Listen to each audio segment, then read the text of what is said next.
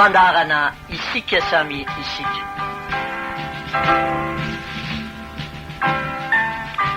Fandarana vokarintsika samy tanora ary natao hifampitaizantsika samy tanora.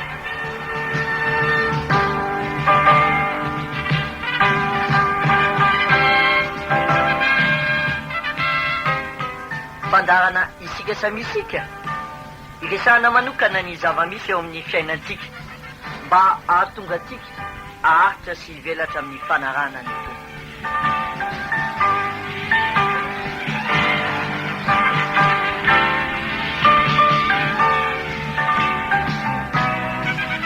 Arahinao isaky ny sabotsy arivo eto amin'ity onjam-peo maminao ity.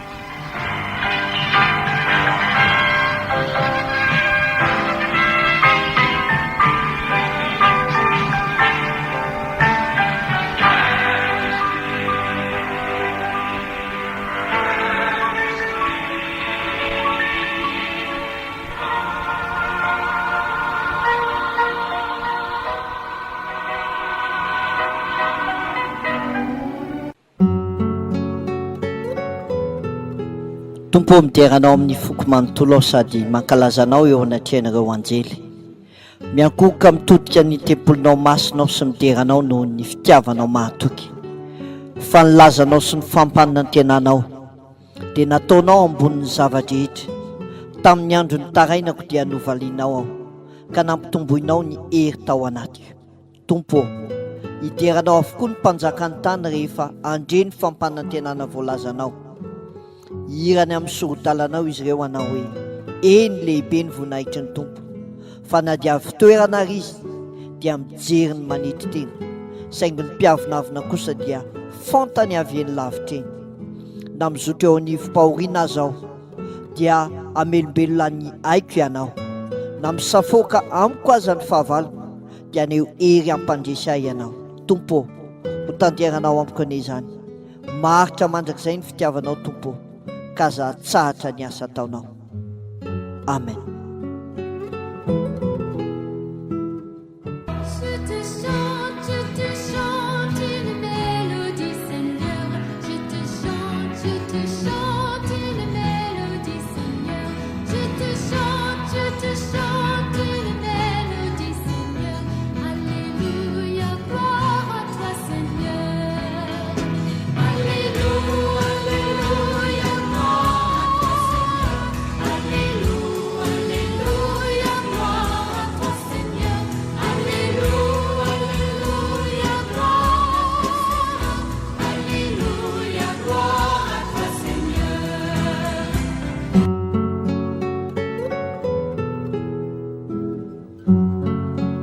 Saotrao zay Andriamanitra fa ianao dia Andriamanitra miaino fiainana isanandro tokoa.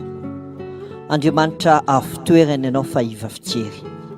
Ary ianao ilay Andriamanitra nofo rehetra, Andriamanitra mpahary, Andriamanitra mpandamina, Andriamanitra mifeny zavadrehetra eto amin'izao fiainana izao. Aminao nametrahana izay rehetra mahasoso mahatsara anay ao anatin'izao fandarana izao indray satria fantatray fa manan-kambara aminay ianao.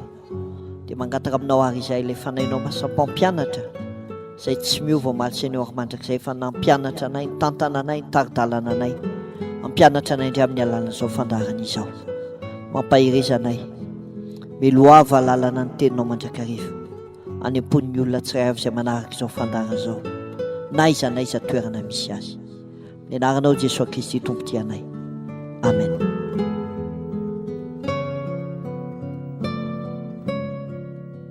Dia faly miarabantsika rehetra indray namanao Kamira Falimanana ato anatin'ity fandarana isika samy isika izay iarahantsika tanora mifampizara ny atsara sy amamy ny tenin'Andriamanitra ary ny hoe toe-panahy manahoana moa mila ananantsika amin'izao fiainana fahavelomantsika izao. Dia antenaina fa Kristy ilay manan-kambara amintsika isanandro tokoa. Izay efa niteny tamintsika tamin'ity tontolo andro ity tato anatin'ity onjam-peo ity dia mbola manan-kambara amintsika ihany koa amin'ity anio ity. Antenaina fa ianao izay manaraka tsy tapaka izao fandarana isika samy isika izao dia hanovo fahalalana tsara sy hanovo aim-panahy ary hitondra fanavaozana amin'ny fomba fijery sy ny fomba fiainantsika ny fahafahantsika manaraka izao fandarana izao. Dia hideran'ny tompo aloha isika amin'ny alalan'ny tiranakay ty hoe loué gloire à Jésus zay angatantsika eo amin'ny lafiny teknika iarahantsika amin'ny Maggie Blanchard.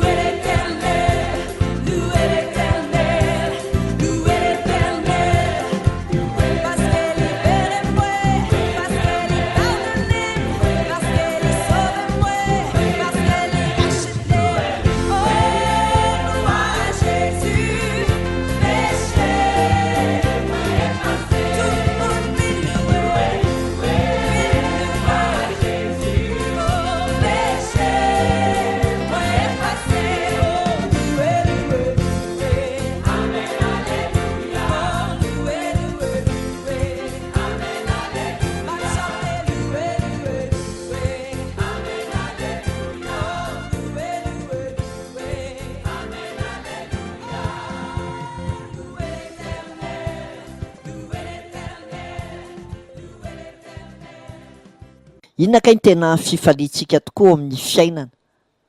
Fa be dia be ny endrim-pifaliana azo ananana, fa tena raha misy fahasambarana dia ny fahatsapanao zany hoe olona miaina eo ambanin'ny famelan-kelok'Andriamanitra izany. Ireny nahatonga ny Davida nanao le salamo faharoa amby telopolo zay salamo zary mamitsika tanora loatra, haitsika kristianina loatra, lay nitenenan'i Davida nanao hoe sambatra ny olona zay voavelany elony sy voasarona ny fahotany, sambatra ny olona zay tsy sain'i Jehovah eloko ary tsy misy fitaka ny fanainy. De ahoana hozy izy amin'ny dika teny iombonana eto Madagasikara? De hozy izy manao hoe sambatra ny olona afa-keloko sy voavelan'ny Andriamanitra ny otany, sambatra zay tsy heverin'ny tompo ho diso sady tsy misy fitaka ny fanainy. Zany ny tena fahasambarana, ary zany nahatonga antsika nanao ny hira fiderana iny hoe sambatra samy sambatra ane, zany hoe olona miainao ambanin'ny fahasoavan'Andriamanitra, miainao ambanin'ny famindrapon'Andriamanitra, miainao ambanin'ny fitontanan'Andriamanitra, zany tena sambatra ny olona miainao anatin'izany. Ary iriko ihany koa isika rehetra izay manaraka izao fandaharan'izao tokoa mba tena hatsapy izany atao hoe fahasambarana ny fiaina miaraka amin'ny Kristy izany. Nefa tsarovy fa mandiha tany isika mety ho solafaka amin'ny lololanitra, mety ho lena, ary ny fiainantsika ihany koa de mety be dia be ny zavatra tsy ankasitrahan'ny tompo ataontsika, na inina atao zany na indraindray tsy napotsika akory de mahatanteraka ireny rehetrarehetra ireny. Nefa isaorantsika ny tompo, isaorantsika ny tompo satria izy de nampianatra antsika fa izy ozy izy de mpamonjy mora azo amin'ny fahoriana rehetra, ka manoloana ireny fahalemena, tsy fahatanterahana, zavatra tsy nentina ataontsika ireny, de tena ilaintsika tokoa ny manantona ny tompo, manantona ny tompo amin'ny fo tsotra ary miaiky zay rehetra zavatra hoe tsy nentina ataontsika teo amin'ny fiainana zany, satria tadidio tsara fa sambatra ny madio am-po fa izy no ahitan'Andriamanitra. Ary inona atao hoe olona madio am-po? De ny olona efa nodiovin'ny Kristy ny fony, ka mana firaisana feno tanteraka amin'Andriamanitra. Fa Jaona de niteny any amin'ny epistily nosoratany any, Jaona voalohany toko voalohany 1:9 manao hoe raha misy manao hoe tsy manota de mpandainga izy, ary ny marina tsy ao anatiny. Fa raha miaiky ny fahotantsika isika ozy izy de mahatoky sy marina Andriamanitra fa amela ny helotsika ary anafaka antsika ho afaka amin'ny tsy fahamarinana rehetra. Raha milaza zany anefa ozy izy de tsy hoe nanotantsika fa mba ahafantarantsika fa Andriamanitra de tiantsika. De amin'ny andininy faharoa izy de miteny hoe zany rehetrarehetra zany no soratako aminareo izy mba tsy hanotanareo. Kanefa raha misy manota de manam-pisolo vavy ao anaty ray isika de Jesosy Kristy ilay marina. Izy no mivavaka sy mifona ho antsika eo anaty an'Andriamanitra iray. Noho izany indrindray aloha tsika angataka amin'ny tompo mba iteny aminy hoe amoro ny fo madio Andriamanitra io ary avaoziorina mafy atao anatiko ny fitiavanao. Fa ny olona manana fo madio no afaka mahita ny tompo ary tia hita ny tompo isika amin'ny alalan'izao fandaharan'izao de zao hoe navelan'ny tompo ny fahotantsika. Fa tiany ihany koa androany nefa tena mbola tena hoe ho avaoziny tanteraka ny fotsika mba ahafahantsika manana fiainam-baovao amin'ny Kristy. Amorony fo madio iarahantsika mitarika mpitory.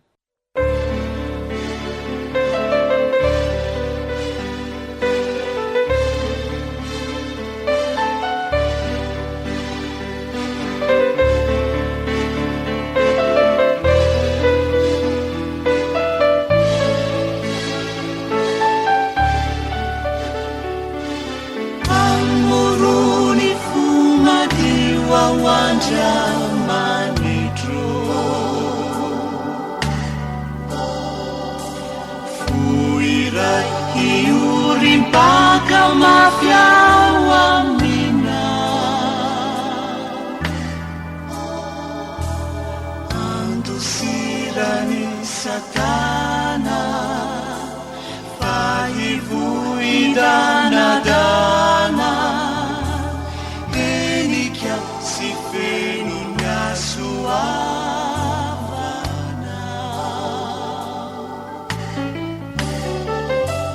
batuluri sana tsara tumpu masino mahisainaku nilala makanya mina saina afaka halala fatini lala migiudana nuanatrarana lai paradisa su akekeze nitini tanaku fikir famanunzani tiranube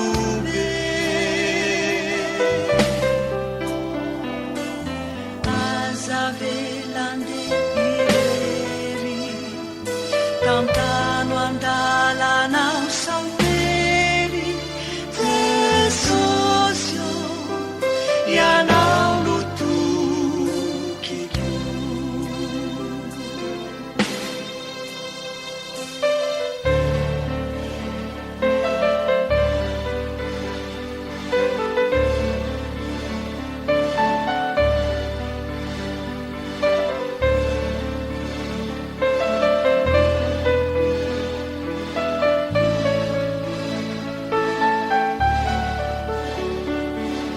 Laifanal mauluna numenau aicu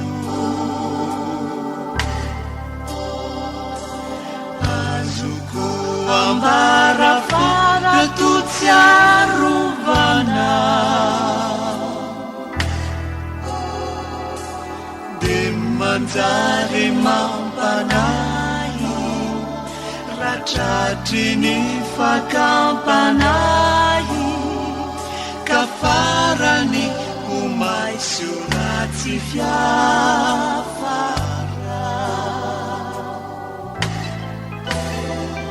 ni tungutru ni tanaku ni luni masuku nyeritreritu ni sufikyu ni vavaku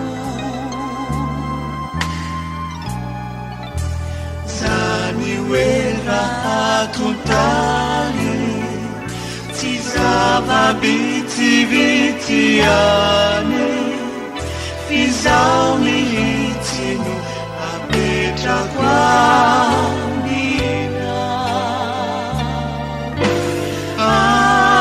akekeze intiny tarako fiky fa manonjany tiranobe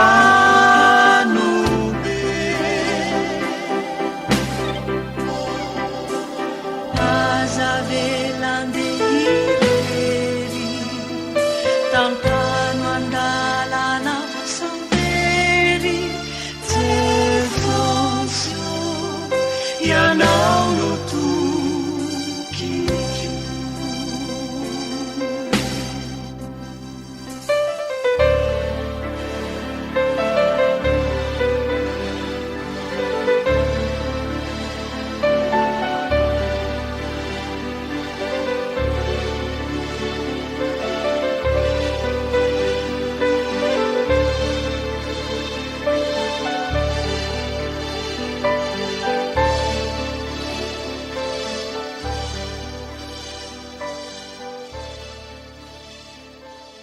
ankekezy hoe ity ny tanako fikiro zany no faniritsika tokoa miaraka amin'ny tompo ary ny fahafahatsika mandeha tenin'Andriamanitra na amin'ny alalan'ny torteny io na conférence io na fiampianarana io na amin'ny alalan'ny onjam-peo toy izao tanora namako zay mpanaraka ity fandarana isika samisika ity de zao no tsarov fa reny rehetrarehetra reny a de fotoana omen'ny tompo antsika mba hahafahatsika manakaiky azy indray mba hahafahatsika mifikitra amindray fa ankekezy hoe ity ny tanako fikiro fa manonjane tiranobe ary zany no fandarana zay ho rahantsika anio ny fiainan'ny olo anakay de mety mandalo onja mety mandalo tafio-drivotra ary rehefa ao anatin'ireny onja sy tafio-drivotra ireny mihitsy no mila ananatrika toe-po mitadin'ny tompo fa ny fiainana kristianina de mety mandalo tafio-drivotra mety mandalo onja fa ny herin'Andriamanitra de tsy mihomaly an'io ary mandrakizay loha hevitry ny fandarantsika ary de ny hoe toe-po manahoana no mila ananatsika manoloana n'ireny tafio-drivotra mandalo amin'ny fiainantsika ireny mandalo amin'ny fiainan'ny fianakaviana mandalo amin'ny fiainan'ny firenena toe-po manahoana ny mila ananatsika rehefa tojo ao anatin'ireny tafio-drivotra mahiry ireny ny fiainantsika ary iza moa amin'izao fotoana zao ny tsy mahatsiapy fa ohatra ny tena misy tafio-drivotra mifafy zany eo amin'ny fiainan'ny tsirairay eo amin'ny fiainan'ny ankonana eo amin'ny fiainan'ny firenena fa toe-po manahoana ny mila ananatsika de ny fiainan'ny tanora koa de be dehibe tafio-drivotra amin'ny fiainantsika tanora manokana de be dehibe ny tafio-drivotra mety mamely antsika na ao an-trano zany na miaraka amin'ny namany zany na any am-pianarany zany na eo miaraka amin'ny olo-tiana izany be dehibe ny tafio-drivotra mety mandalo amin'ny fiainantsika fa saingy zao manoatra noho ny mpandresy isika raha ao anatin'ireny tafio-drivotra ireny no ntsika no miantsony Kristy ilay tompo sy mpamonjy ny fiainantsika fa izy de mbola mahay mampitsahatra ny tafio-drivotra ihany koa loha hevitry ny fandarantsika ary de ny hoe toe-po manahoana ny mila ananana manoloana ny tafio-drivotra eo amin'ny fiainan'ny zanak'olombelona eo amin'ny fiainan'ny kristianina eo amin'ny fiainan'ny ankonana eo amin'ny fiainan'ny firenena toe-po manahoana ny mila ananatsika manoloana ireny tafio-drivotra ireny meloha izany aloha de ndeha angatantsika ny ao amin'ny lafin'ny teknika andefa le hira anankiray hoe Jesosy kapiteninay itokianay mandrakizay iza ny kapitenin'ny fiainanao kay fa raha ny aloha de zao hoe Jesosy Kristy no ekeko kapitenin'ny fiainako amin'ny fiainako manontolo ary iriko ihany koa mba isika rehetra mihitsy no hiteny hoe kapitenin'ny fiainako io no mitarika io no manome toka eo amin'ny lafim-piainako manontolo Jesosynay kapiteninay arahantsika amin'ny telonorivo famonjena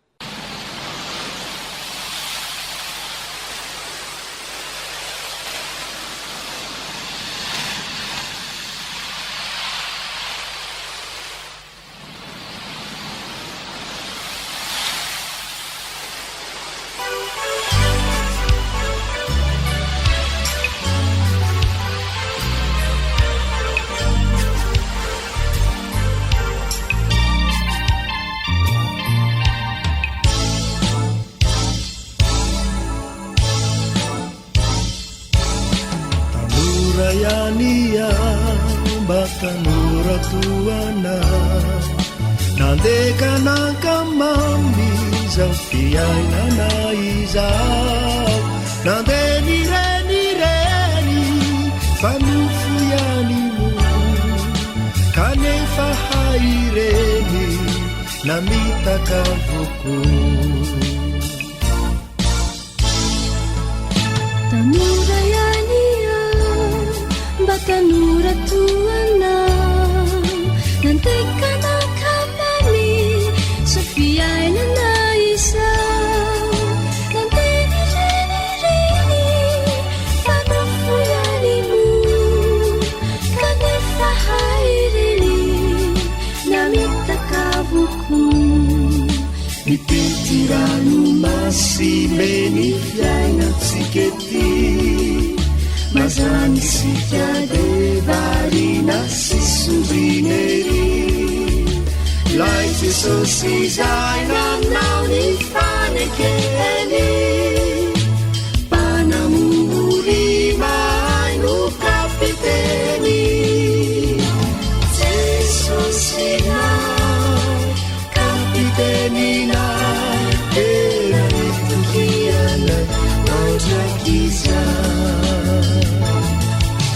jesosy nao kapitenina tena nitokiana naotrakiza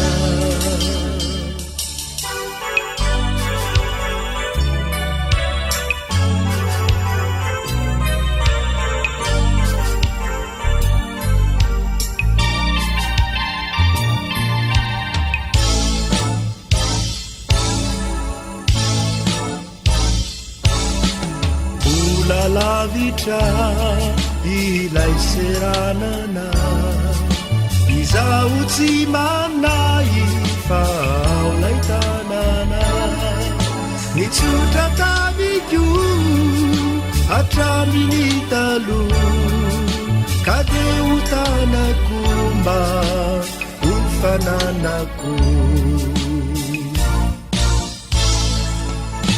mbola lavitra ilay seranana izao tsy manay fa aolay tanana nitsotra tamiko hatraminy talo ka de atanako mba ho fananako mitetirano masimeny fiainatsika ety mazany sika de varina sy sorinery lai jesosy zay nanao ny fanekeny mpanamory mahay no kapiteny jesosy nao kapitenina tena nitokiana naotrakiza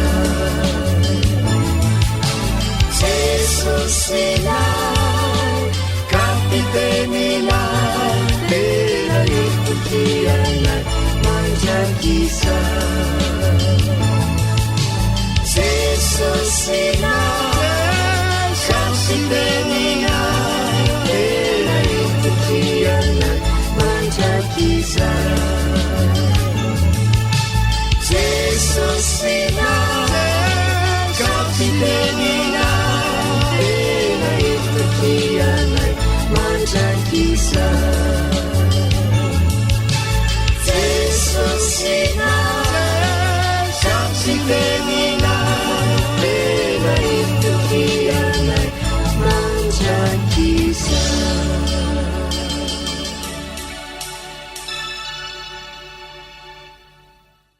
fanarana ny tompo nge de tena tsy mora tokoa hoe mbola lavitra lay seranana fa saingy zao mila mipanjina ny Kristy isika mila matoky lay mitantana ny fiainatsika isika rehefa izy no kapitentsika de zao hoe izy no hitondra atsika any amin'ny tanjona zay efa nokendreny sy efa nomano antsika ihany koa ka ny tanjon'ny Kristy io amintsika ve de ny ahatongavatsika ao amin'ilay paradisa zay efa notenenina na hoe andeha aho de amboatra fitoerana ho anareo ka ny amin'izay hitoerako no hitoeranareo ihany koa.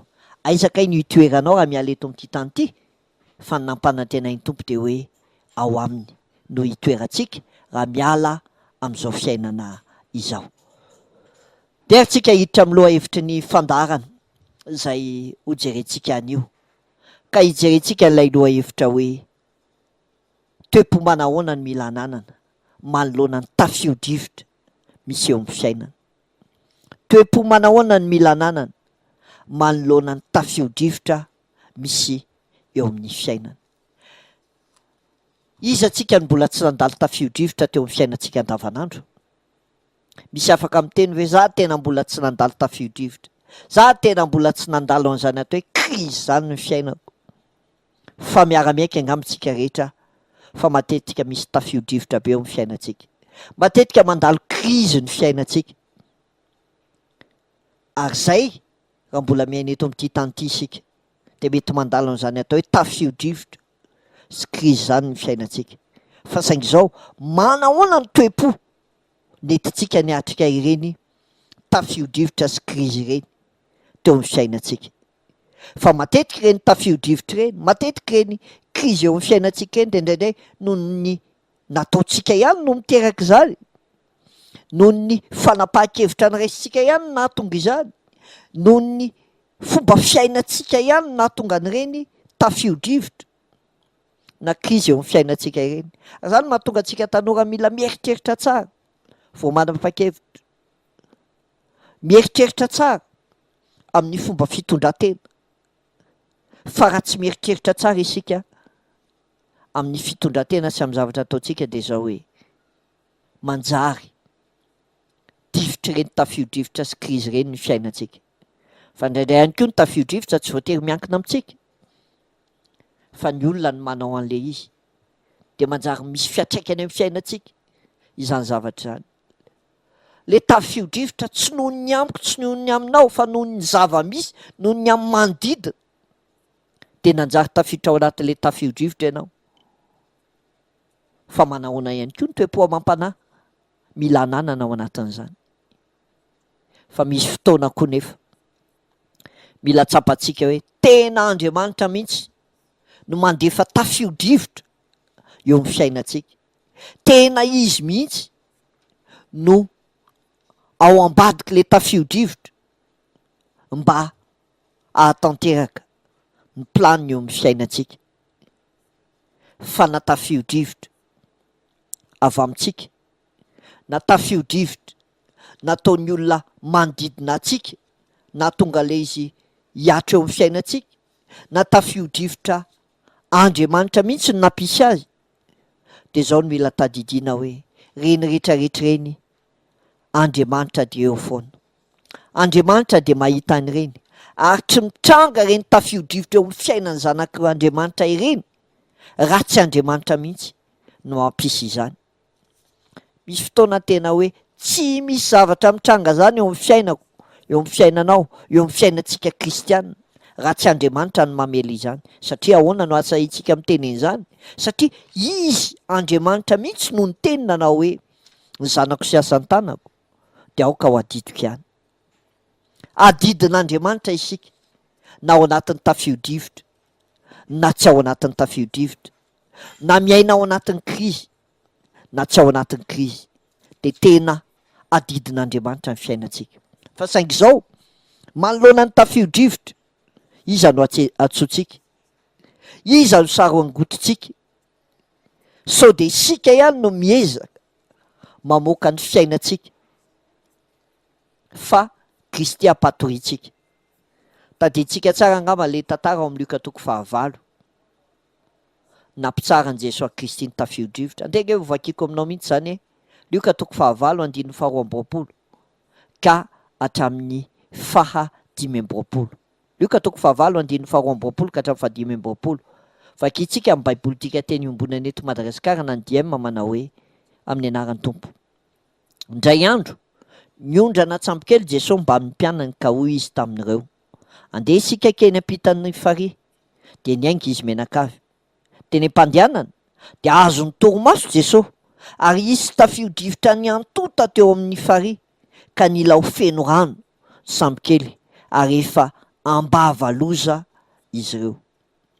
Dia no anton'ny mpianany Jesosy ary nofoaziny sady nataony hoe mpampianatra ô ho faty isika. De nifoizika ny teny mafy ny rivotra sy ny ondran-drano de nitsahatra ireo ary nanjary tony tsara ny andro. De ho Jesosy tamin'ny mpianany fahaizany finoanareo, izy ireo kosa raiky tahotra sy gaga sady nifampilaza hoe iza moa ity, fa bakiony hatramin'ny rivotra sy ny rano de manaiky azy. Fantatsika ve le tompo ivavahantsika? Sa tsika mbola mametraka fanontany hoe iza marina moa io tompo? Fa ny mpianany de niaiky, fa ny rivotra sy ny rano ozy izy de manaiky azy. Ary zay mila tadiditsika hoe manoloana ny tafio-drivotra mety misy eo amin'ny fiainantsika, fiainanao manokana, fiainan'ny ankohonana, fiainan'ny firenena, de tadidio fa ain'Andriamanitra no mampitsahatra ireny tafio-drivotra ireny. Ary avelany ireny hitranga amin'ny fotoana anankiray mba hanehoan'ny voninahiny. Avelany ireny hitranga mba hatonga ny olona hitodika any aminy ka hiteny hoe tompo ho aiza moa izay fa ao aminao no misy ny fiainana. Fa tafio-drivotra inona ka izao no mandalo eo amin'ny fiainanao? Krizy inona ka izao no atrehanao?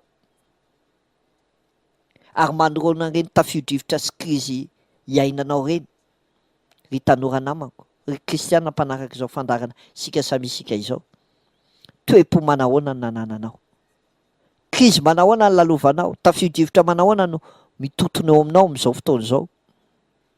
Fa ao anatin'izany de mila tsaroana hoe Jesosy faty fehizoro afatahotra ny fo. Raha ianao no mampijoro de haitsika tsara ny toy izay izay. Ary zay ira Jesosy vato fehizoro zay no hoentitsika anomanantsika ny fo amampanahintsika hiditra amin'ny tena votoatin'ny fandarana. De le hoe toe-po manahoana ny mila ananantsika manoloana ny tafio-drivotra zay lalovantsika. Ndao ary mangataka ao amin'ny lafiny teknika isika andefa ilay hira manao hoe Jesosy vato fehizoro ao amin'ny firana fanampiny ny firana FJKM.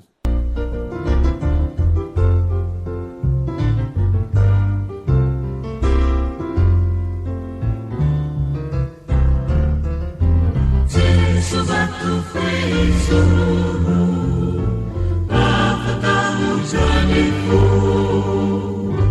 Raha ianao no mampijoro sy ankinana tokoa ato fiorenanay. Jesosy zanakengirao no vato fialofanay amindratsy te andavo. Vato azo itokena sady tsima ny vena afaka ny fahoriana ray anao ekena. Jesosy toilelinona vato tsy mifetra. Jesosy toilelinona fehizoro indrindra.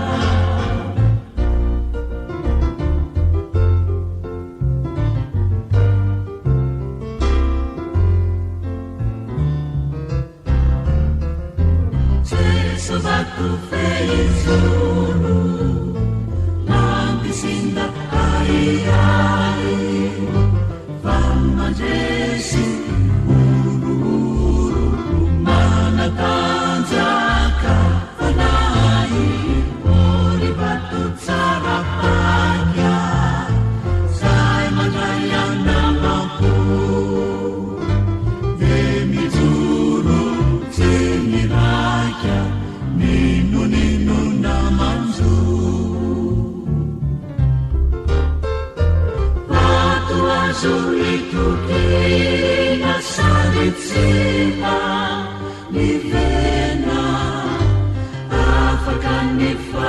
Sorina rayanamo ekiena Jesu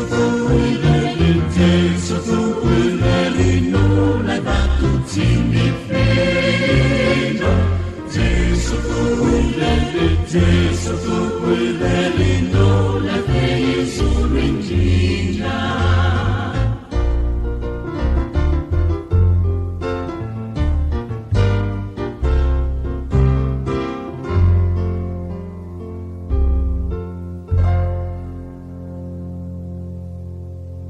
inona ny fehizoron'ny fiainanao na iza ny fehizoron'ny fiainanao namanao ve ny ray aman-dreninao ve ny vola aman-karena ve ny fianarana ve ny asa ve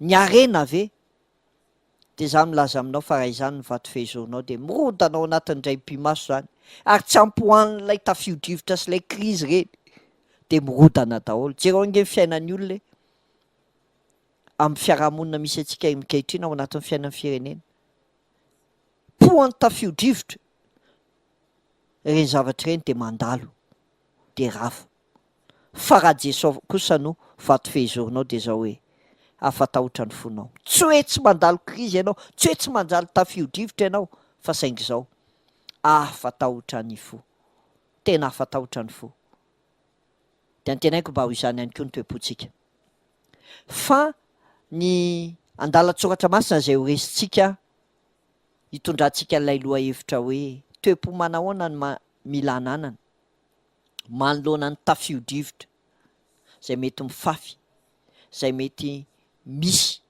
eo amin'ny fiainantsika andavanandro de ny asan'ny apôstôly toko fa 17 manontolo no ho raisitsika asan'ny apôstôly toko fa 17 manontolo no ho raisitsika tantara mahafinaritra be izy io a le nisina tafio-drivotra teo amin'ny Paoly apôstôly rehefa andeha ho an'ny Roma izy de nahatonga amin'ny Paoly vako sambo ary hitantsika tsara fa ny mpanompon'Andriamanitra tahaka ny mpanompon'Andriamanitra ngezalahy tahaka ny Paoly reny koa de nylalovana tafio-drivotra mahery ny fiainany de eritreretra hoe le iny le sambo mandeha iny le sambo mandeha de atopatopa le tafio-drivotra de nanahoana ny toe-pon'ny olona tao anatiny fa nanahoana koa ny toe-pon'ny Paoly apôstôly tao anatiny de ohatran'izay ihany koa no jerentsika atao anatin'ity fandaran'ity manoloana ny tafio-drivotra misy eo amin'ny fiainana andavanandro eo amin'ny fiainan'ny ankonana eo amin'ny fiainan'ny firenena toe-po manahoana rery tanora mila ananany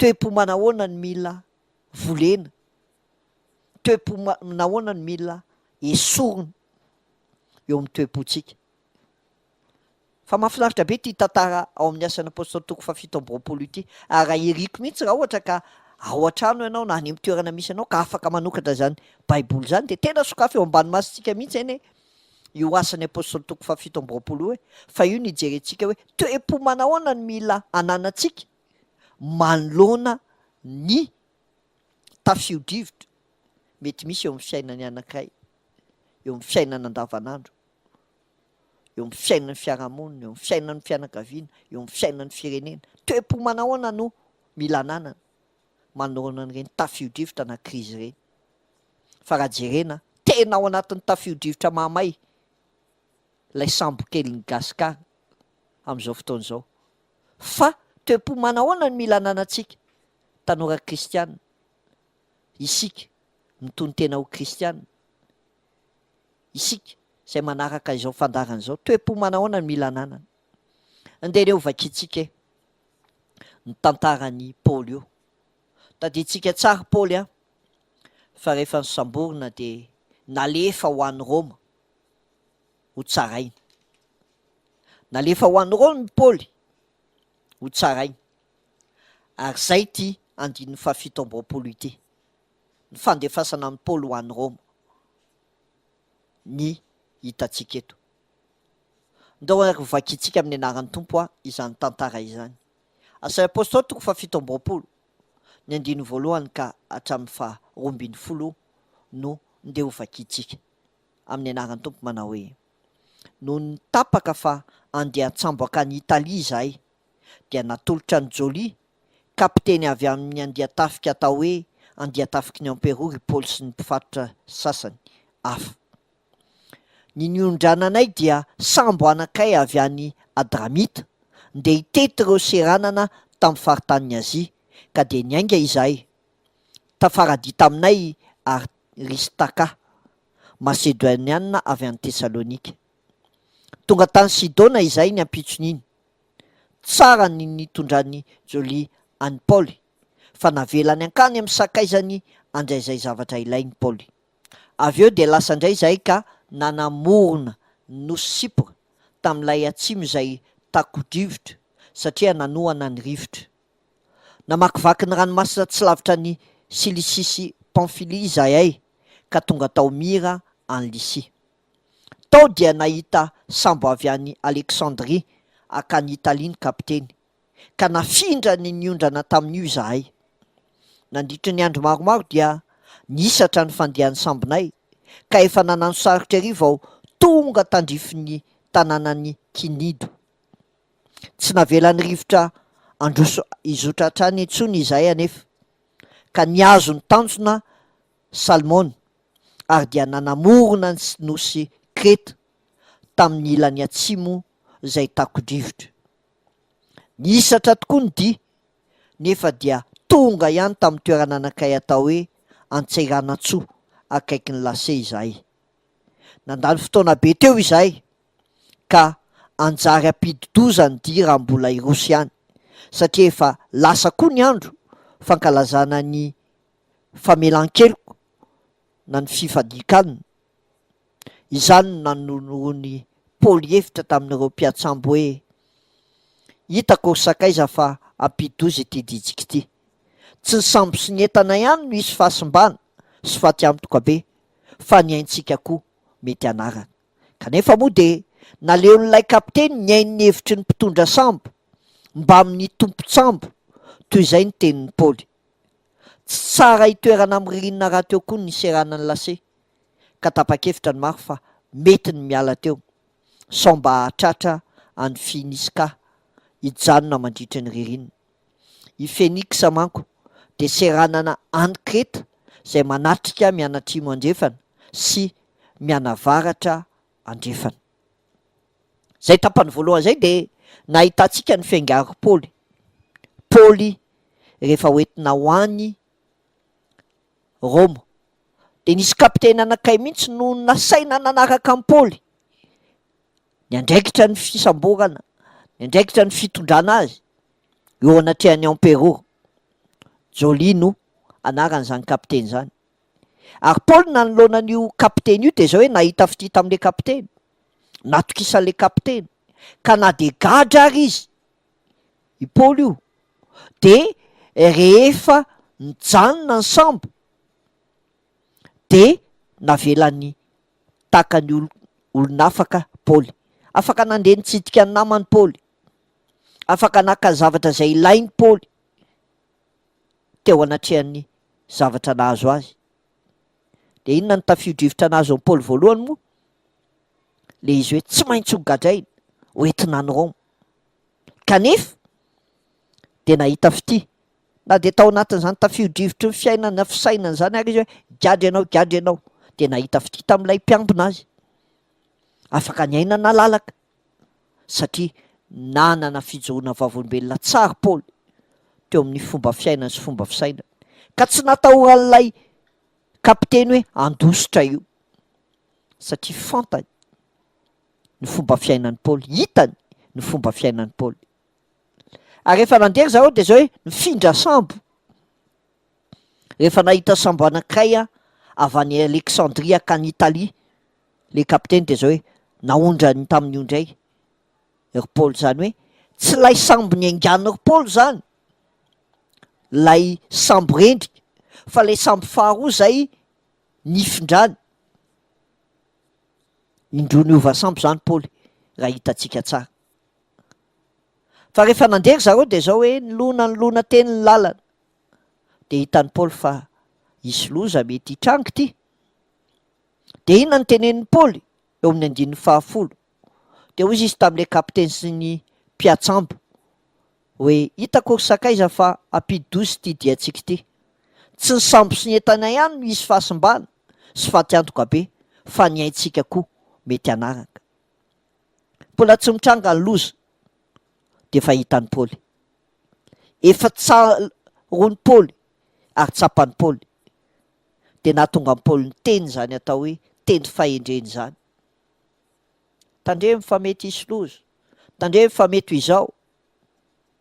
1:21 kanefa moa de naleon'ilay kapiteny ny ain'ny hevitry ny mpitondra sambo mba mitombo sambo toy izay ny tenin'ny Paoly. Inona nataon'ilay kapiteny? Ny tantsambo ny teny hoe tsisy zany, tompotambo ny teny hoe tsika tsy maintsy mandeha miala eto, de tsy niainao ny Paoly izy. Marina tokoa fa ilay tantsambo de olona mana traikefa amin'ny fitondrana sambo, fantany hoe zao io atao rehefa zao ny zavatra misy rehefa zao ny rehefa zao, zany hoe olona manana expérience. Ary le tompo sambo de tompona ndraikitra amin'ny fananany, de ny teny hoe tsika de tsy maintsy mandeha. Fa iza no nenon'ilay kapiteny? Le teny pahendreny zay nananany Paoly ve sa le traikefa nananany reto tantsambo reto? De hitantsika tsara fa lay teny nataon'le tantsambo sy lay tompon'ny sambo narahan'le kapiteny. Inona ny mila atao manoloana ny krizy na ny tafio-drivotra mety hitranga eo amin'ny fiainantsika? De mila mitandrina tsika, mila miaino teny pahendrena isika, fa tsy voatery hoe zay olona mahay na mana traikefa de voatery ho marina sy tokony eketeny foana. Tsy hoe rehefa le olona efa zatra manao an'io de hoe marina ny teneniny na izany mihitsy, fa mila mianatra isika tanora miaino teny pahendrena. Fa eto samy nanana ny fomba fiteny, neny Paoly teny pahendrena ny teneniny, nen'le tantsambo sy ny anina teny noho ny fahaiza-manao na ny expérience no ny teneniny. Nen'le kapiteny miaino zany rehetrarehetra zany, inona no raisiny? Ny teny pahendrena ve sa ny tenin'ilay tompo-tsambo sy lay tantsambo zay manao ny tena no mana-traikefa? De hitantsika tsara ny zava-doza ny antra rehefa avy eo, rehefa tsy niaino ilay teny pahendrena ny lazain'ny Paoly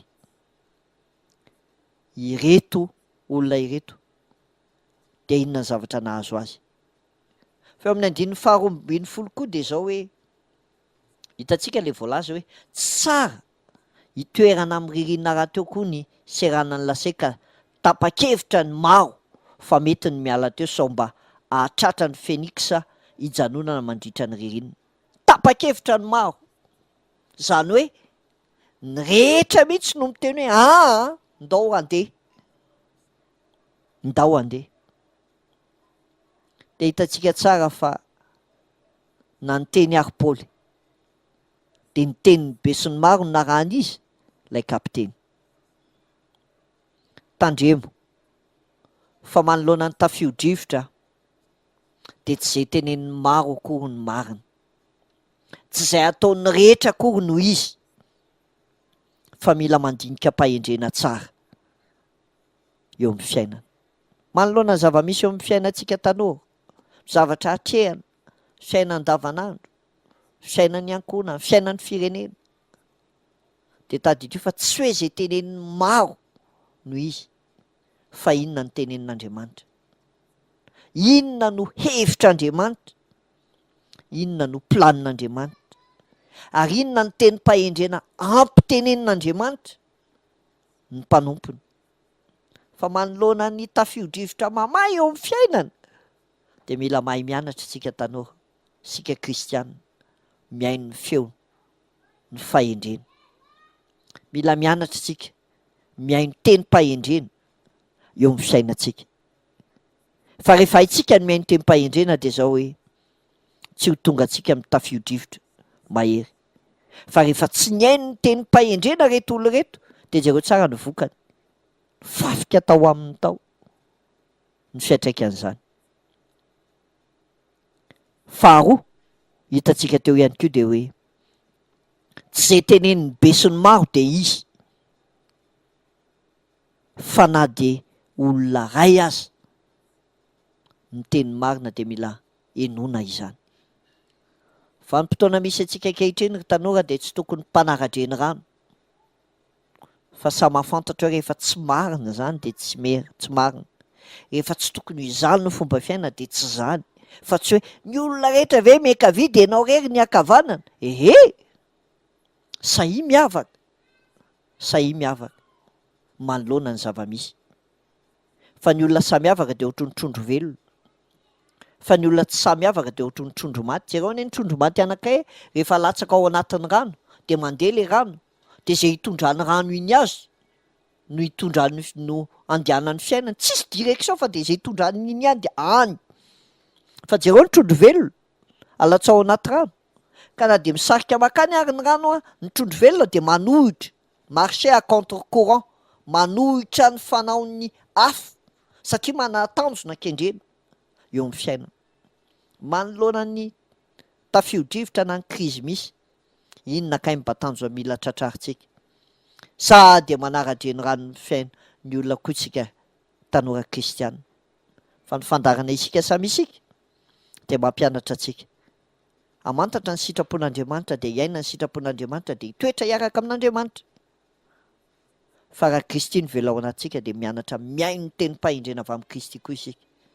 Fa ny zavatra nazo ny Paoly teto de ny teny izy fa tsy voatery nanaraka ny olona rehetra, de hitantsika tsara ny vokany rehefa avy eo. Daholo antsika anaraka hira anankiray zay angatantsika eo amin'ny lafiny teknika mba amitianantsika izay tapany voalohany izay.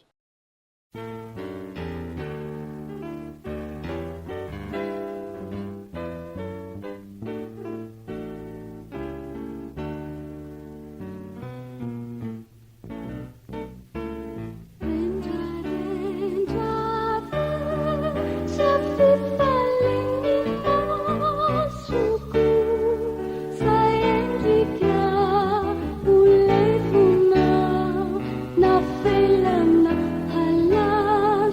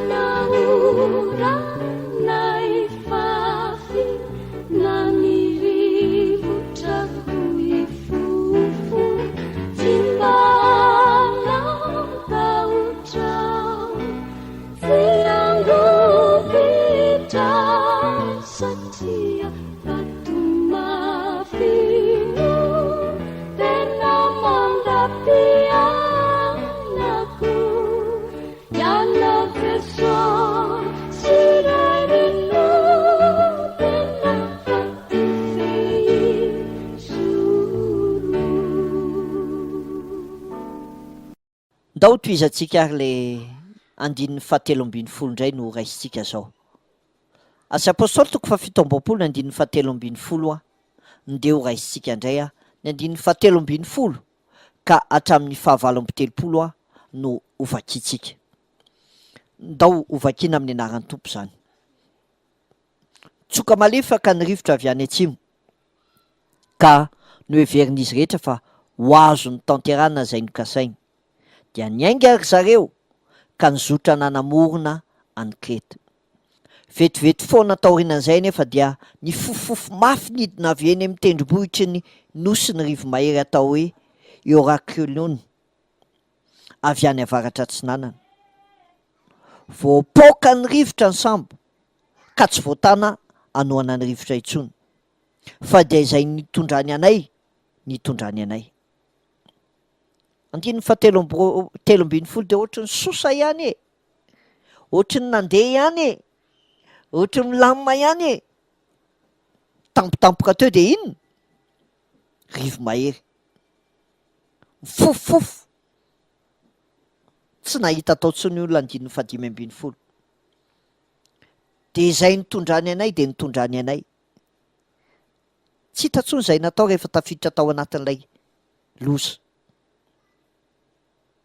Ary hitantsika ihany koa fa manoloana ny fiainana fahatanorana, fiainan'ny fianakaviana, fiainan'ny firenena dia mila mailo isika. Tendray ohatra hoe misy zavatra mampilamindamina, ohatra ny mety fa ao ambadiky ny mety misy tafio-drivotra be hanimba ny fiainanao. Ary zany natonga antsika tato anatin'ity fandarana ity mampianatra antsika tanora hoe jereo foana ny voka ny zavatra mety atao. Raha tiany ataoko androany, inona ny mety fiatraikany? Raha tiany ataoko androany, inona ny mety ho vokany eo amin'ny fiainako? Fa rehefa nisafidy reto olona reto dia na ohatra ny hoe nety zany, ohatra ny hoe nety andininy fahatelo ambin'ny folo, nitsoka malefaka ny rivotra avy any Atsinanana ko anaverin'izy rehetra fa ho azo ny tanterana izay nokasainy. Tohotry ny mety dia ny fiainana ary tanora namako a, na amin'ny fiainam-pitiavana io, na fiainam-pifandraisana io, na amin'ny fiainam-pianarana io, dia indraindray ohatra misy lalana mora hidirana fa sarotra hivoahana. Fa aza mitady tany malemy hanorenam-pangady eo amin'ny fiainana. Fa mila mieritreritra lalina sy mandinika tsara isika tanora. Teo-po mila ananana ve manoloana ny tafio-drivotra dia raha mbola azo ataony miala azy dia ny ety am-pendohalo dia efa mieritreritra tsara hoe inona ny tokony ataoko? Sao dia tsy tokony miditra amin'izany aho, sao dia tsy tokony manao an'izany aho. Fa rehefa tafiditra tao anaty tafio-drivotra amin'izay reto olo reto dia hitantsika tsara ny vokany. Andininy fahaenina ambin'ny folo. Ny azo atsimony nosy kely atao hoe Kauda izay ka mba takotakon-drivotra. Tafakatra ihany ny salopina dia nanohy tsarotra azy izany. Ary avy nahatafakatra izany rao mateloha dia namatotra ny sambo tamin'ny mahazaka anamafisana azy. Natahotra ny iantefeny amin'ny fasika mandreva nefa manamorona ny libiry zareo ka nampidina an'ilay ary dia namela ny sambo andeha ho azy. Mbola nasiany rivotra mafy ihany anefa zany ka ny ampitsony iny dia narin'ny mateloha tany an-dranomasina ny entana. Ary ny afaka ampitso indray dia ny tanandry zareo mihitsy ny nanimpy ny fitaovan'ny sambo tany ivelany. Mandritry ny andro maro dia tsy masoandro, tsy kitana mba hita, ary ny tafio-drivotra moa namely matrany ka very fanantenana tanteraka izay raha ny hoe voavonjy. Niezaka tamin'ny herin'ny tenany ireto tatsambo reto, atao iziko, atao zaroko, tsisy andro mangirana, vao maika very fanantenana ny rehetra satria fisainan'olombelona fihevitr'olombelona, fahalalàn'olombelona no everiny reto olo reto atafavoaka azy ao. De niezaka araka izany izy. De hitantsika tsara ihany koa fa manoloana ny tafio-drivotra mahazo antsika ndraindray tsika ihany koa no miezaka mitady hevitra mba anao zay atafavoahantsika. Tsika no miezaka amin'ny hety seroa, amin'ny herin'ny tenantsika, amin'ny fahalalantsika olona, amin'ny fahaiza-manaotsika, de manjary manaonao foana. Fa jereo anie reto olo reto nanjary nanaonao foana naninona? 5:20. Mbola nasiany rivotra mafy ny ampitson'iny de narina tany an-dranomasina ny entana. Narina ny entana vokatry ny tsy fahaizana nandray fanapahan-kevitra.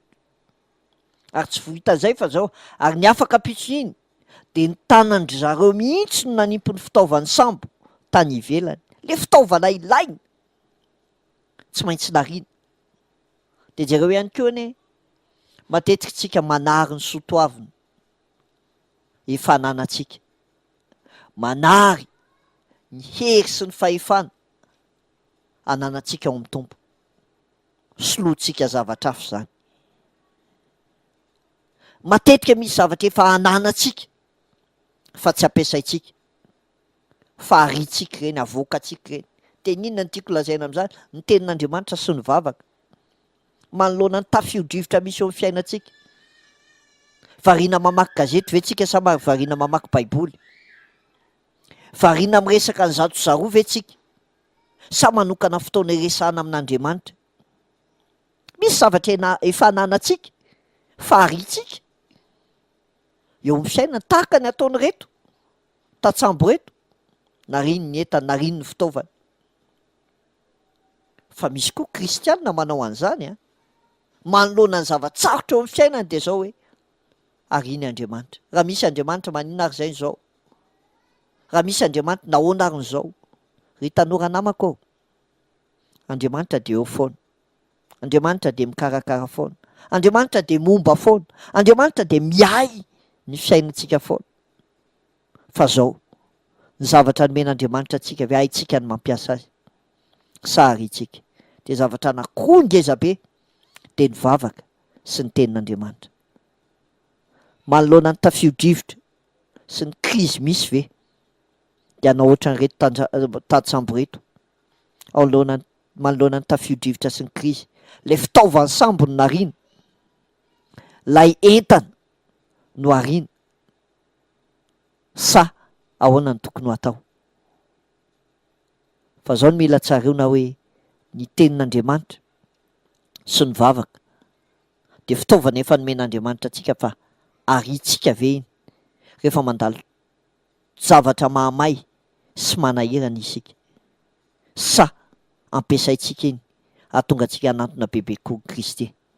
Fa tadio fa nataon'ny mpianatry ny tompo rehefa tonga le tafio-drivotra natsipo ny tany ivelany ny entana, niezaka izy namoaka an'le rano tao anatin'le sambo.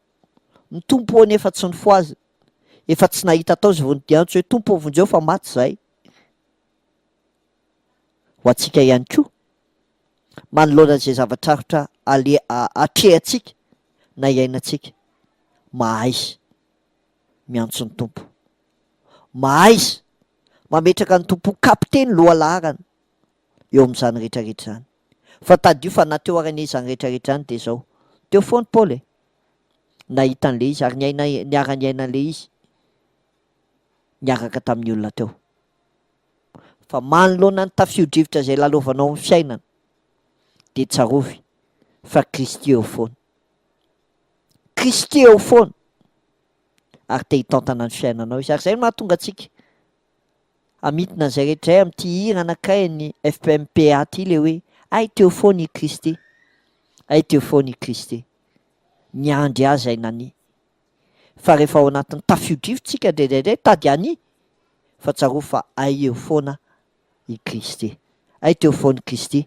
Iarahantsika amin'ny FMPA avy any Paris.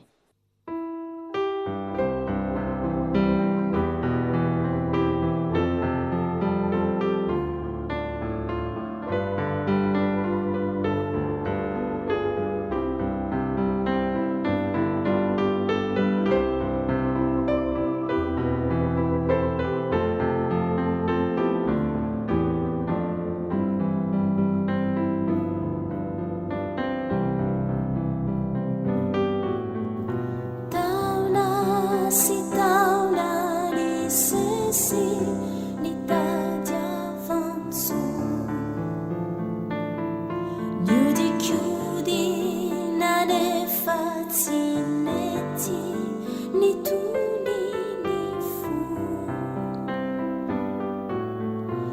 ireo izay ny tokina nandao avoko tany efitra sady nankina no ny ainako hai teo fony Kristy hai teo fony Kristy nitratya Israely hai teo fony Kristy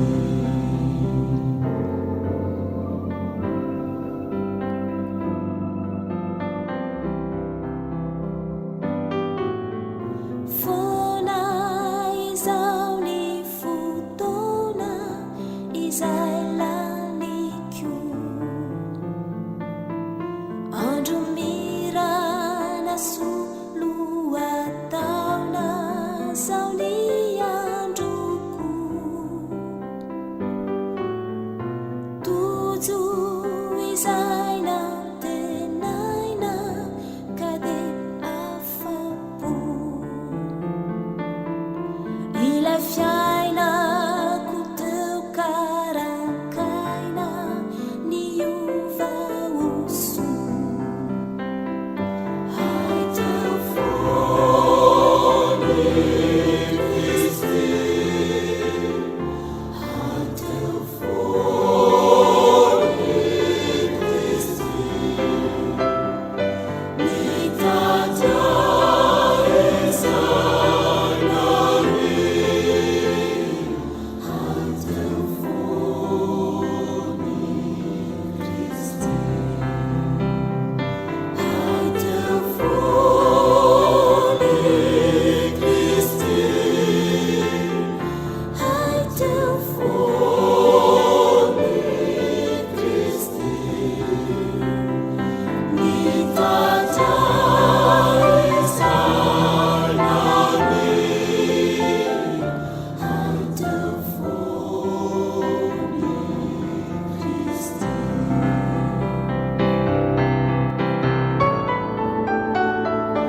hai teo fony Kristy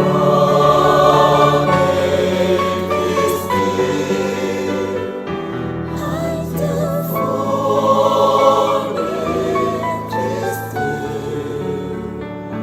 nitratya Israely hai teo fony Kristy hai teo fony Kristy hai teo fony Kristy hai teo fony Kristy hai teo fony Kristy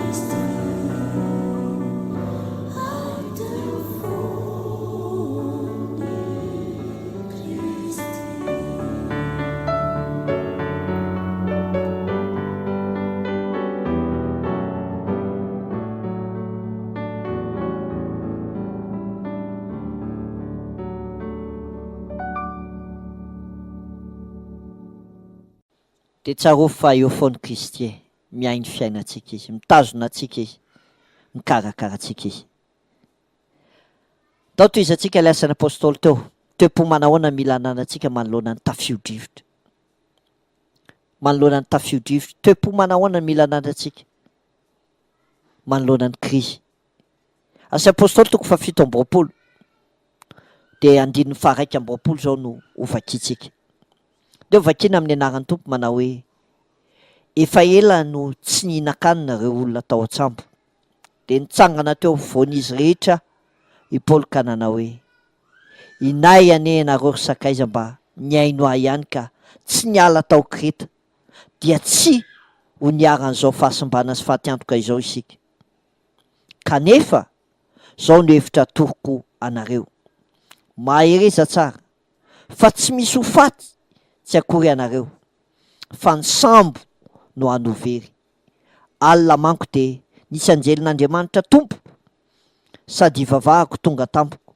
ary nanao hoe aza matahotra ary Paoly fa tsy maintsy anatrika any amperora romanina ianao ary Andriamanitra noho ny fitiavany ianao dia hamonjy ny ainy reto olona rehetra miray sambo aminao ireto. Ka noho izany mahiriza tsara ry Sakaiza fa itokiko Andriamanitra tsy ho raraka tany izay voalazany tamiko nefa tsy maintsy ho fefika ihany eo amin'ny nosy anankiray isika. Zany ny zavatra nytenenin'ny Paoly. Zavatra telo. Zavatra nytenenin'ny voalohany dia hoe inay ianareo ry Sakaiza mba niaino ahy ihany ka tsy niala tao-kreta dia tsy niaran'izao fahasimbana sy fahatiantoka izao isika.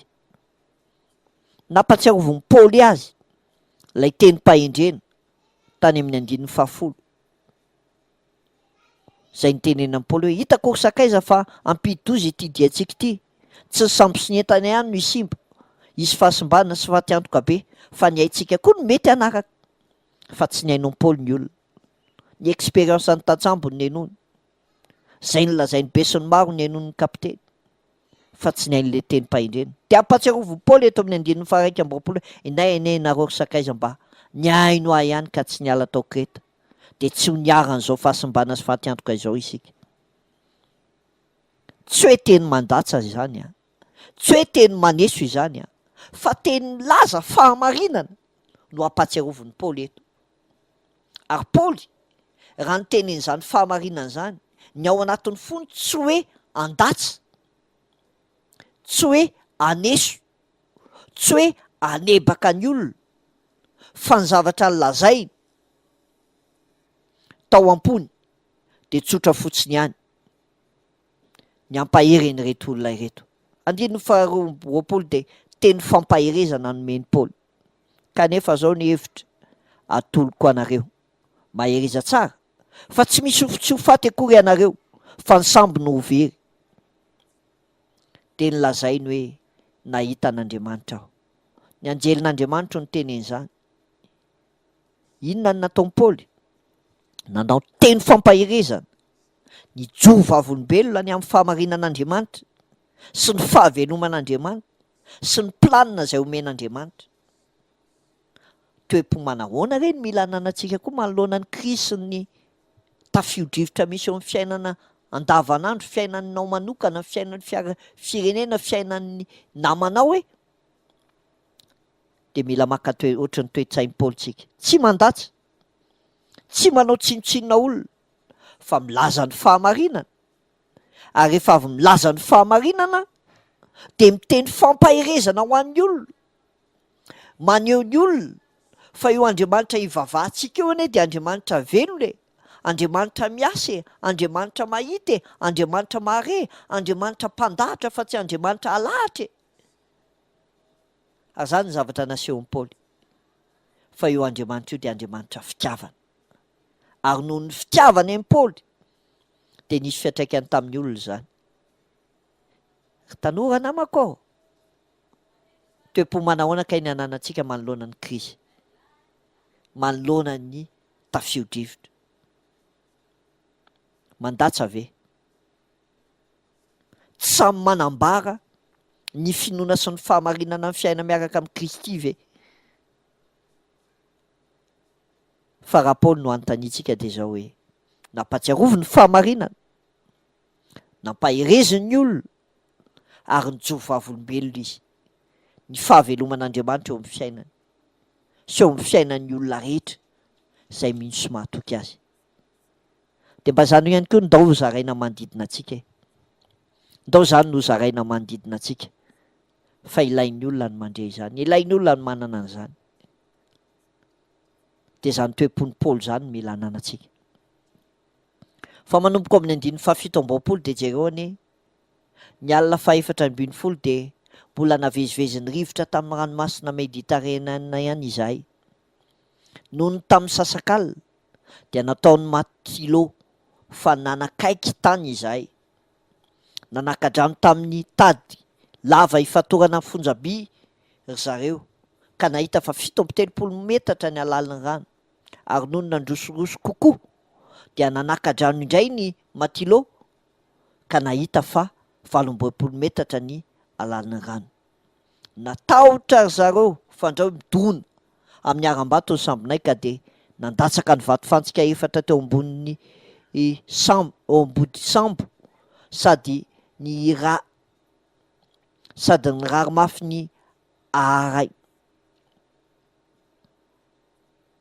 Ka dia nandatsaka ny vatofantsika efatra teo ambody sambo sady ny rary mafy ny maraina ny andro.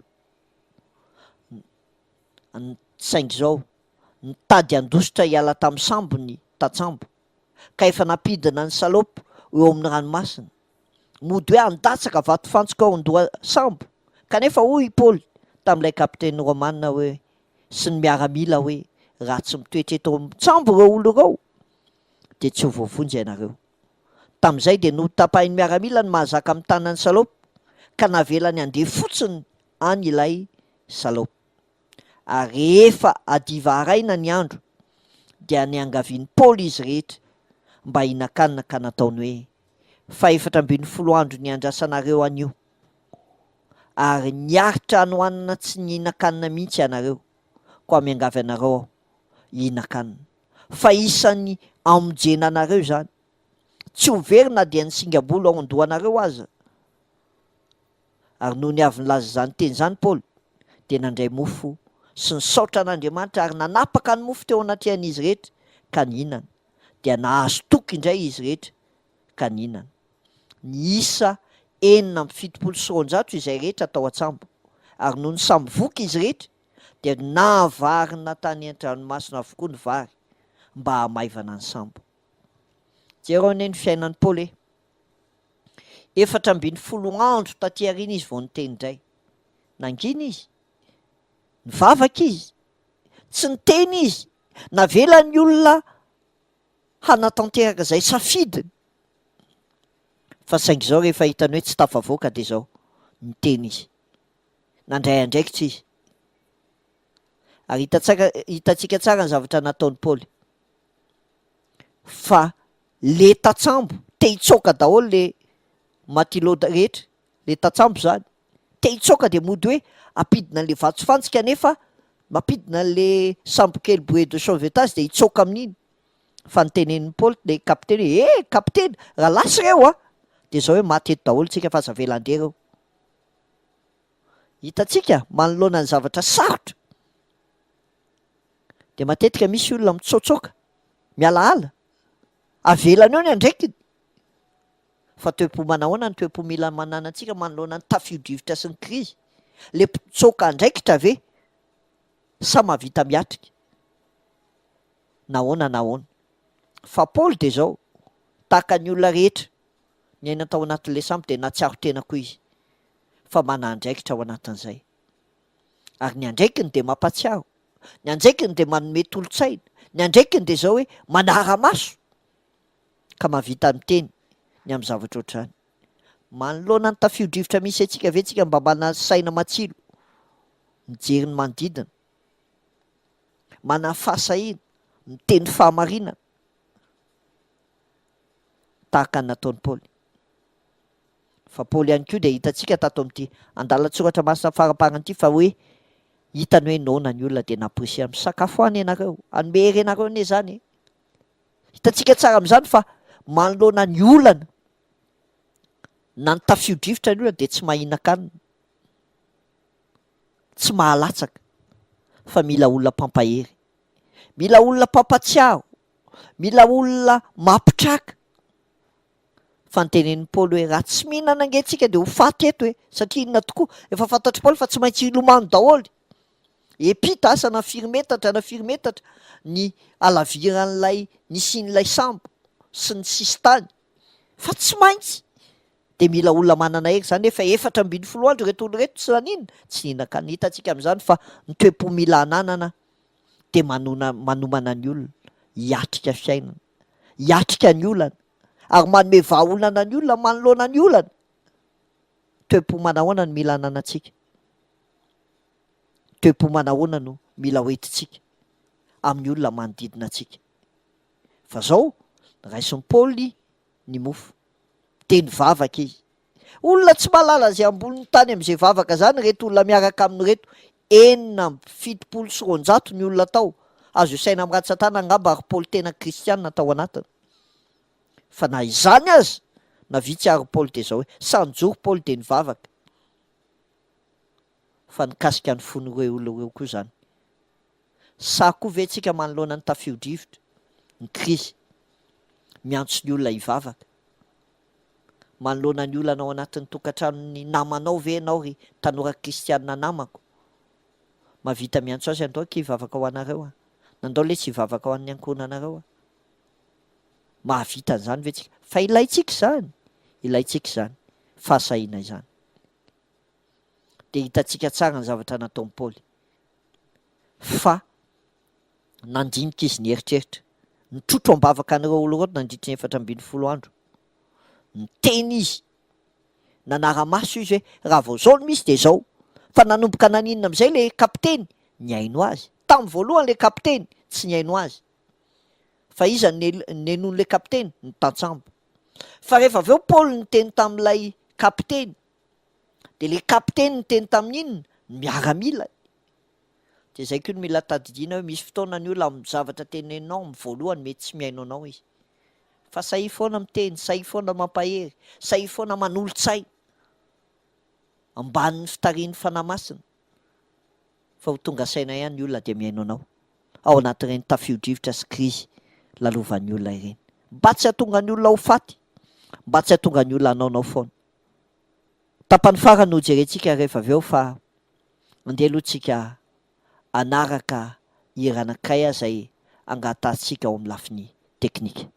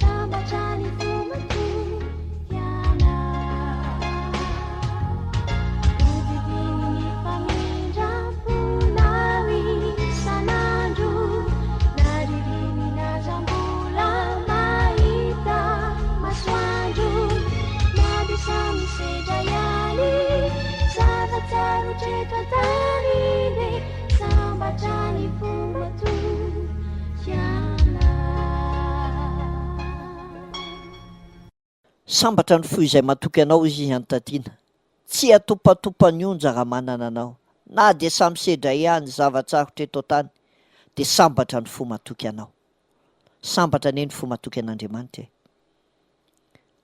Fahajarony hoe 9:30 ka hatramin'ny 4:40 farany. Vaky sambo am'izay ry Paoly, tao vakina amin'ny anaran'ny tompo. Ary noho ny nazava ratsy ny andro dia tsy fantatry ny matelot na ny tatsambo izay tany teo, fa elo-drano ray misy tora-pasika no hitany ka dia nokasainy ampiantsonina teo ny sambo raha azo atao. Niesoron'ireo tatsambo avokoa ny vato fantsika efatra ary nalefa no any an-dranomasina, novahany avokoa ny mahazaka ny fanamorena ary novelariny ny ray eo anoloan'ny hazo, eo anoloana mba ho azo ny rivotra. Dia nizotra nanantona ny tora-pasika ry zareo, kanjom-by teo amin'ny andila-tany anakay dia niantsona teo ny sambo, revo tao anaty fasika ny lohatsambo ka nihizina teo, tsy nahetsy.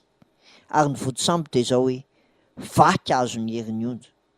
Saika moa ny mpifatotra na ny gadra ireo miaramila fandrao isy andositra ilomano, kanefa te amonjy ny ainy Paoly ilay kapiteny Romanina ka nisakana ny miaramila mba tsy hanao izany. Nomeny baiko izay miaramila mahery milomano hirotsaka anaty rano voalohany ankeny an-tanety, dia nanaraka ny sasany samy nanao izay afaka azy, na amina hazo fisaka na amin'ny zavatra hafa teo amin'ny sambo, ka dia toy izany nahatafitan'ny olona rehetra somatsara teny an-tanety. Vaky ny sambo saingy izao tafita daholo ny olona rehetra. Tanteraka ny tenin'ny Paoly, tsisy ho faty zany eo, loza tsy maintsy misy, fa tsy misy aina fo ao, tsy misy aina fo eo satria rehefa Andriamanitra ny miasa dia na ao anatin'ny tafio-drivotra na ny krizy aza dia hainy foana ny mamoaka ny olona. Dia hitantsika tsara ny zavatra nisy teto fa tafavoaka somatsara ny olona rehetrarehetra. Finona ny zavatra nisy tao anelanelany, nainga ny vonoan'ny miaramila daholo ny gadra sao dia mandositra eo, fa saingy izao tsy navela le kapiteny noho ny fitiavany anisy, fitiavany an'i Paoly. Hitantsika tsara fa io kapiteny io dia voakasiky ny fiainan'ny Paoly ny fony tao anatin'le krizy. Tena hitany tamin'ny Paoly zany atao hoe fiainana miaraka amin'Andriamanitra, fa manoloana ny tafio-drivotra sy ny krizy mety lalovanao an-trano miaraka amin'ny namanao eo amin'ny firenena. Hitan'ny olona eny amintsika ve ny fahaveloman'Andriamanitra ka tonga ny olona hiadmire na ity na ankafy na anaiky ny fomba fiainantsika sy ny fiainantsika. Manoloana ny tafio-drivotra mila mijoro isika, na miteny na miasa na ny fitondran-tena. Fa zany ny zavatra ny ainan'ny Paoly raha mijery ny Timothée 7:20 ity isika. Ny teny izy, ny asa izy, ny fitondran-tena ny nasehony mihitsy ny maha kristianina azy. Manoloana ny zava-misy ve, manoloana ny tafio-drivotra ve, dia ondrinitsika ny tena miseho hoe atraiza ny fatokitsika an'Andriamanitra, atraiza ny fananantsika an'Andriamanitra eo amin'ny fiainana. Misy metehitra amin'ny fahalalany, misy metehitra amin'ny heriny, misy metehitra amin'ny fahefany, fa isika kosa dia ny tompo ihany ny heterantsika.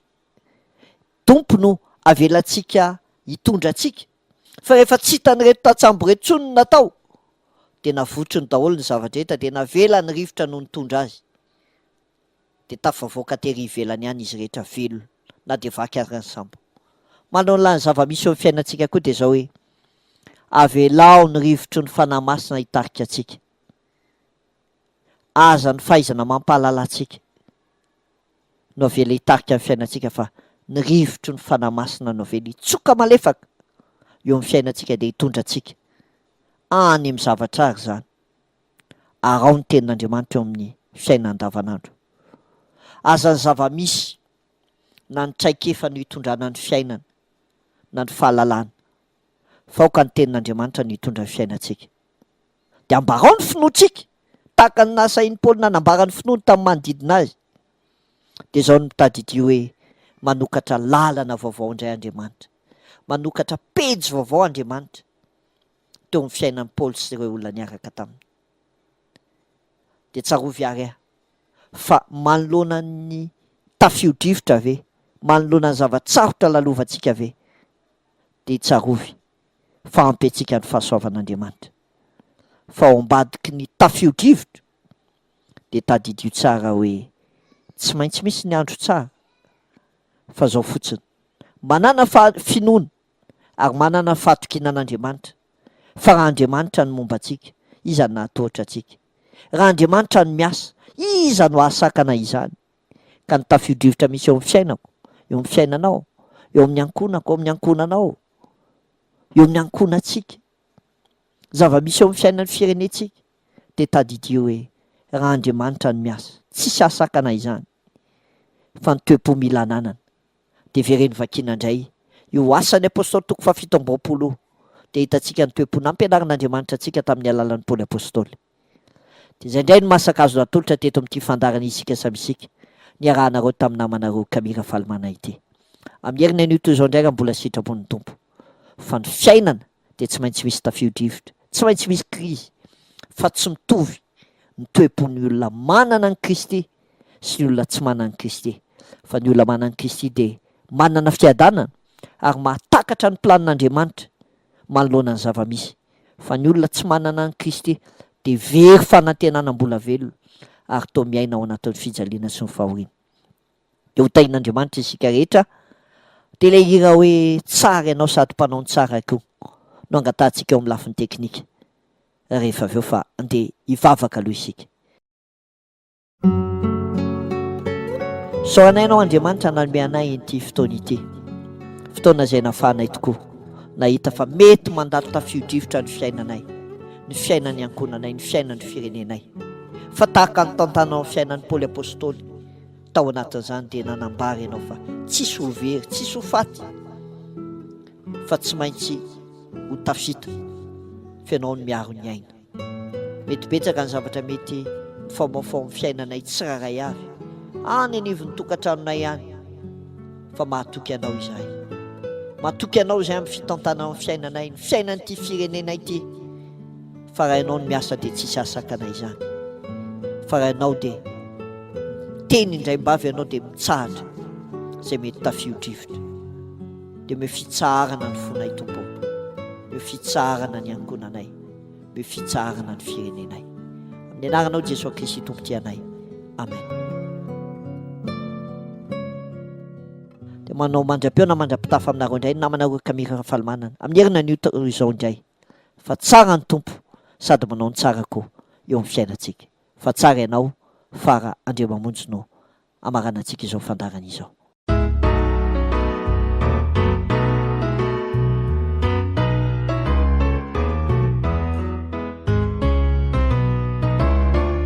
izao fiainako izao efa napetrako aminao tianao teso ilay mpamonjy efa nikeko Andriamanitro kisay mitranga amiko anio rapitsoratrizay ekeko fatendrinao ramboly anao no miay kadera no atolotro hoanao ry tompo fatsary anao sady mpanao ny tsarako izay rehetra taonao sy avelanao hitrangako de maso sarotry tsary anao sady mpanao ny tsarako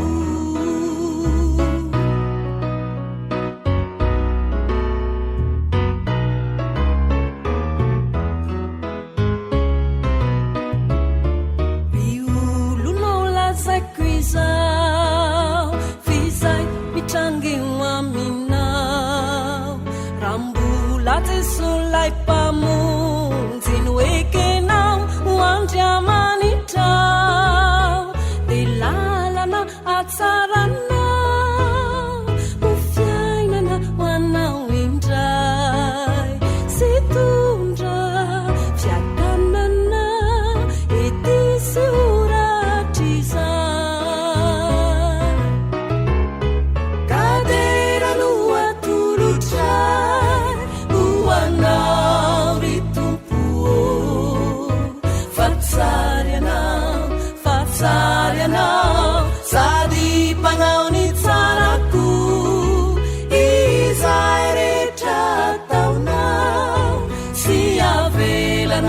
hitrangako de maso satria tsara anao sady mpanao ny tsarako aderano atolotro ho anao ry tompo fa tsara anao sady mpanao ny tsarako izay rehetra taminao sy avelanao hitrangako de maso satria tsara anao sady mpanao ny tsarako.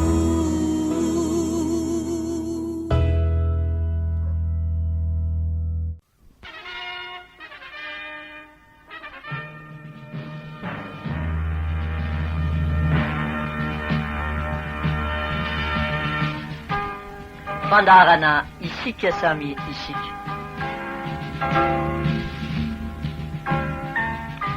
Fandarana vokarintsika samy tanora ary natao hifampitaizantsika samy tanora.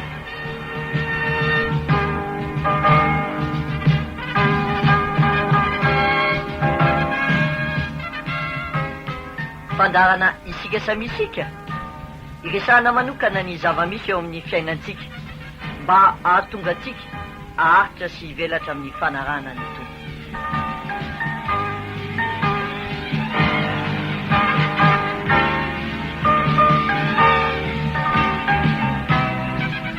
Arahinao isaky ny sabotsy arivo eto amin'ity onjam-peo maminao ity.